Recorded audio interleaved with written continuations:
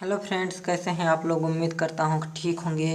तो आज के इस वीडियो में मैं आपको स्थानांतरण प्रमाण पत्र किस तरह से लिखा जाता है प्राचार्य महोदय को, तो इसके बारे में बताऊंगा। तो देखिए, ये जो पत्र होता है ये हर साल हर परीक्षा में 5 नंबर का आता ही आता है।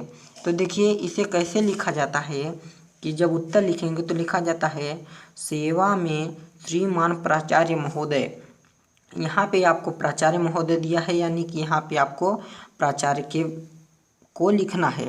तो प्राचार्य महोदय, फिर उसके बाद आपको अपने विद्यालय का नाम तथा उसके बाद आपको अपने शहर गांव या जहाँ पे आप रहते हैं वहाँ का नाम लिखना होता है। फिर उसके बाद आपका होता है विषय। विषय लिखने को, तो विषय जिस विषय पे आप अपने प्राचार्य महोदय को पत्र लिख रहे हैं तो उसके बारे में। तो यहाँ पे हमारा प्रश्न में विषय क्या दिया है, स्थानांतरण प्रमाण पत्र हेतु। तो यहाँ पे विषय में आपका होगा स्थानांतरण प्रमाण पत्र हेतु आवेदन पत्र या प्रार्थना पत्र। तो इसे कैसे लिखते हैं, देखिए, महोदय। महोदय में लिखा जाता है सविनय नम्र निवेदन है कि मैं आपके विद्यालय में कक्षा 9वीं का छात्र हूँ। या इसे आप लिख सकते हैं कि मैं आपके विद्यालय में कक्षा 9वीं का छात्र हूँ। मेरे पिता जी का स्थानांतरण भोपाल से इंदौर हो गया है। यानी कि यहाँ पे जो भोपाल से इंदौर, यानी कि भोपाल टू इंदौर है, यहाँ पे आप किसी भी जगह का नाम लिख सकते हैं।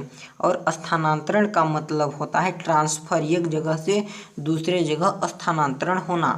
तो इस पे आपको पत्र लिखना है। तो इसमें आप बोलते हैं, अपने प्राचार्य महोदय को बताते हैं कि मेरे पिताजी का स्थानांतरण भोपाल से इंदौर के लिए हो गया है।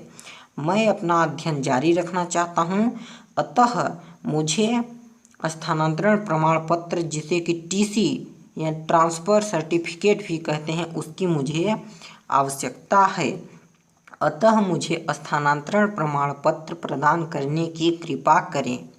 ये हो गया, ये तो हो गया आपका विवरण। उसके बाद लिखते हैं कि आपका आज्ञाकारी शिष्य या फिर छात्र छात्रा। उसके बाद लिखते हैं अपना नाम। उसके बाद कक्षा, आप जिस कक्षा में पढ़ते हैं उस कक्षा को लिखते हैं। और यहाँ पे 9वीं दिया है तो आप 9वीं लिखेंगे। और जिस दिन आप यह पत्र लिख रहे हैं उस दिन का यहाँ पे दिनांक डाला जाता है। तो देखिए, ये जो प्रश्न है ये प्रश्न 5 नंबर का रहता है। इसमें से 5 नंबर जो है तो सेवा में से अपने, यदि आप शहर का नाम लिखते हैं तो इतने में आपको 1 नंबर दिया जाता है।